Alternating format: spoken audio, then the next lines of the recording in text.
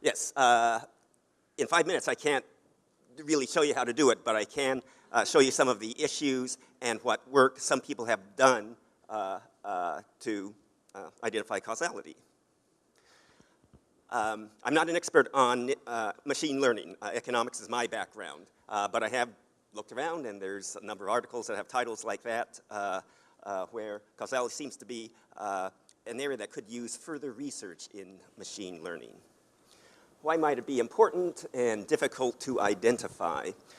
One thing to say from the beginning is a lot of people here are interested in just predicting. That's what you use machine learning for. But some of you are here for inference. You want to really find out what's going on. So this is aimed at the people who are trying to do inference. One example, and we know there's at least some economists here because the first speaker was talking about it, endogeneity, a very common problem in econometrics, and it's where these causality models can be useful.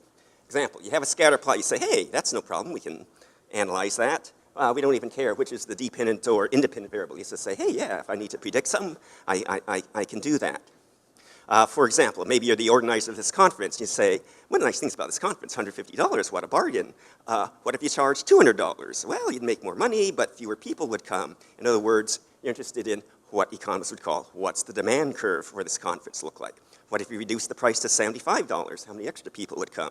Yeah, those are interesting questions. Could we use machine learning to look at them? We can. We could also use economics. And if any of you took Economics 101, this looks familiar to you, you can say, oh yeah, we can figure out how many people would come for a given price. Here's the key though. There's an economic model behind this. It's the simplest of economic models, supply and demand. You can calculate the equilibrium.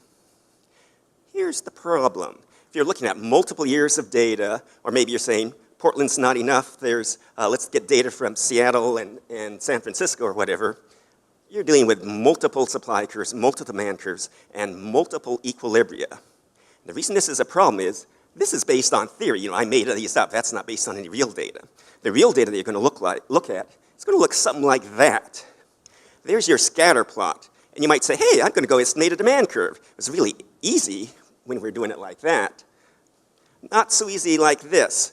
In particular, you might not be estimating a demand curve at all. You might be estimating a supply curve, or if you've taken advanced econometrics, you realize you can't estimate anything with that. There is endogeneity going on. That is, there are other factors that are creating that data, and you can't just look at the scatter plot. That's just a brief description of the endogeneity problem. Solving it takes some fairly advanced econometrics, and possibly machine learning can contribute there. This is stuff I only discovered a couple of weeks ago, but it's been going on for a few years. Some economists and machine learning or computer science researchers have been looking into how can we use machine learning to do, estimate endogenous models and so on. There's actually a whole conference at the University of Chicago. This was back in 2016. Nice thing is available on YouTube, the presentations. So there's the URL. That's the first slide from the conference.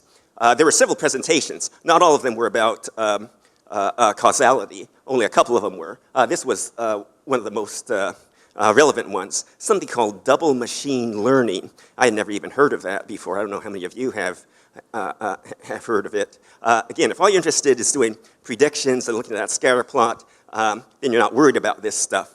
If you think there are underlying mechanisms or models like supply and demand going on, then you need to use some more advanced techniques to identify what are the true effects going on, and some called double machine learning. If any of you did take advanced econometrics, you may remember you learned about two-stage least squares. Can't just do one regression, got to do multiple regressions. Something similar going on with this. And a few papers, these are economics-oriented, perfect, because this is just about the last slide. A couple of papers, people doing research right now. And some of you, depending on your background, this might be familiar stuff. If you're coming from a statistics background, there have been models for studying causality for decades, coming from the social sciences and other sciences.